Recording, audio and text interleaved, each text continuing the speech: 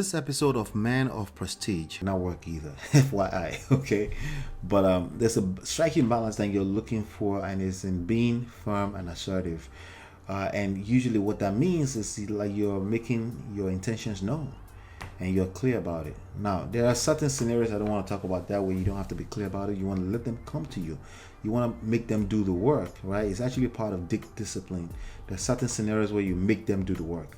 But there are other scenarios where you're just a single man, you like a young lady, you know you like her, then you want to be assertive. And that simply means you maintain your frame and you make your intentions known. I like you. I'm feeling you. I'm rocking with you. I think we should go out on a date. I think we should talk on the phone tomorrow. Give me your phone number. Be direct. Be direct. That's very sexy. Most women like that. Most women respect that. A woman who cannot respect you. 5 tips to tell someone you like them. How you tell someone you like them? Okay, so this dynamics is different from different scenarios to scenarios, right? But you're a single man. You found a young lady, you like her, and you want to tell her that you like her, right? That's what I'm talking about. I'm not talking about any other type of scenario. I'm not talking about side chicks. I'm not talking about PUA. I'm not talking about, I'm talking about very straightforward, simply a person that you see as a potential mate, romantic partner, right? So I'm going to give you 5 tips, okay, that will help you formulate your own game, right? See, what we call game, right, it's not a formula. The reason why it's a game is it's not an exact formula, right? That's why we have a LeBron James and we have the rest of the players, and usually that will never make it to that level, right?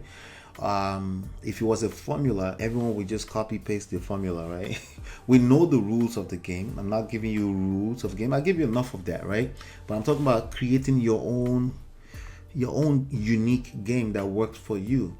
So I'm going to give you some tips to help you create your own game, because being able to have your own game is actually game itself, and trying to copy other people's game is lack of game. All right, so it's very deep. There's multiple layers to what I just said, but just know what I just said, that's why you have to listen to these videos over and over, long enough, right? So you can create, you have this insight enough time. Over time, things will consolidate into your own game, and it will work 100% of the time, every single time, because you created it for you. It's not a carbon copy or some cookie cutter from some kind of PUA artist somewhere. It's something you created from understanding how humans, and women especially, how they move, right? So it is not always easy to tell someone how you feel about them. In fact, sometimes it can be downright scary, right? If you're watching this video, I'm going to assume that you've had a hard time doing this, okay? But maybe not. Maybe you're just trying to learn some more game, right? But the more you put yourself out there and take a chance on being rejected, the more likely it will happen that your feelings will be reciprocated. And in the long run, how they respond may not matter as much as how you felt when you tried. Did you grab that? Did you grab that? Okay. It's not about the outcome. Don't get attached to the outcome. All right. But let's get into it. Tip number 5, detach from the outcome. Okay. You didn't see that coming? Come on. You saw that coming, right? Detach yourself from the outcome. When you get obsessed with the outcome, you will paralyze yourself. Okay. You know what they call paralysis by analysis. You overanalyze how you're going to talk to a girl. You overanalyze it. You're trying to come up. Remember, you heard this one line, this other pickup line, and all this kind of craziness, and it overwhelms you, and it shows in your body language that you're trying to render something you crammed, something you memorized from somewhere, right? And it always backfire, right? For the most part, unless that girl, sometimes the girl will like you enough. Like if you put yourself out there enough times, the girl will like you enough and will actually help you even if you fuck up. Okay. So tip number 4, all right, be firm and assertive. Okay, be firm and assertive. Some people think that means being an asshole. Okay, no, being an asshole will not work for you in this time and age. It will work if you're creating a YouTube channel and you just want to yell at the camera and make it you probably will build a nice YouTube channel. Okay, but in real life, when you're dealing with a girl, a normal girl, which is what most of us like, right? Being an asshole will not work. Okay, being a douchebag will not work, right? Being mean will not work, right? uh, being Mr. Nice Guy would not work either. FYI, okay. But there's a striking balance that you're looking for, and it's in being firm and assertive. And usually, what that means is like you're making your intentions known and you're clear about it. Now, there are certain scenarios I don't want to talk about that way. You don't have to be clear about it. You want to let them come to you. You want to make them do the work, right? It's actually part of discipline. There are certain scenarios where you make them do the work. But there are other scenarios where you're just a single man. You like a young lady, you know you like her, then you want to be assertive. And that simply means you maintain your frame and you make your intentions known. I like you. I'm feeling you. I'm rocking with you. I think we should go out on a date. I think we should talk on the phone tomorrow. Give me your phone number. Be direct. Be direct. That's very sexy. Most women like that. Most women respect that.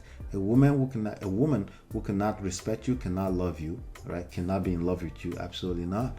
But there's something that it does. Even if you don't remember, the first tip is to not be attached to the outcome. Even if you don't get a yes in that point in time, there's a certain level of credibility as a man that you gain when you put yourself out there like that. Be direct, be assertive, be firm.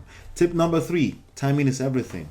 I mean, this is social skills. You gotta know the right timing. There's certain places or time or certain mood where you don't want to do all that, right? So you want to read the room, make sure that, it makes sense, but don't overdo it. Sometimes you just have to be direct. So again, it's about balance, right? So timing is still everything. So you have to look for the right timing, right? Where you easily make sure the environment is conducive for that, and be direct. What's your name? What's your name always work. What's your name? Don't volunteer your name. What's your name? If they ask you your name, then you tell them your name and you continue the conversation. If they don't ask for your name back, don't offer your name. If you say what's your name, and they go, my name is Stephanie, and they don't say anything, you say, nice to meet you, Stephanie. Hold on, I'll be right back. And you leave them, okay? You leave them in suspense like that. That will create a level of interest that you can build on when the opportunity presents itself again. And it's also abundance mindset.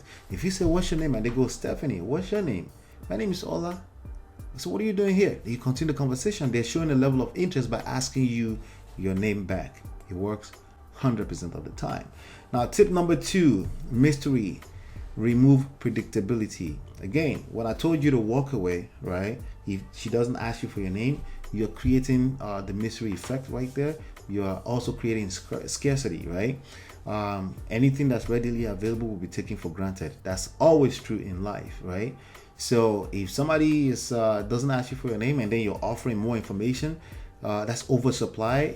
It's the same thing as you have in economics, and it will devalue whatever you bring to the table. But if you take it away, it's called takeaway in sales. It will increase your value in case of opportunity presenting itself in the future. So that's why you want to ask to initiate that contact and take it away if they're not reciprocating right away, and that will create mystery. So mystery, the mystery effect, remove predictability, create scarcity. That's tip number 2. Tip number 1, avoid using text or written form or any kind of written form. Some people will say write a letter. Come on, we're not in 1960 in a class somewhere in Africa, okay? No, do not use text message or any type of written form to express your feelings. Okay, don't do that, because you're giving them the permission to interpret every single letter in about 10,000 ways, and that's chaotic. That will create chaos. Okay, so I would not be telling someone that I like them in a text message. No, you say that in person, because that's confident. They can read your facial expression, they can read your mouth, and on the phone it's still okay. Like on the phone, they can still feel your emotions on the phone when you're telling them on the phone. But personally, I prefer in person, But definitely no text messages. Avoid any kind of written form. Don't write a letter to express how you feel about somebody. Yeah, that's not good. That's oversupply of yourself, and that multiplies into places that you don't want it to go. So I definitely want to encourage you to avoid using any kind of text or written form to express to someone that you like them. All right.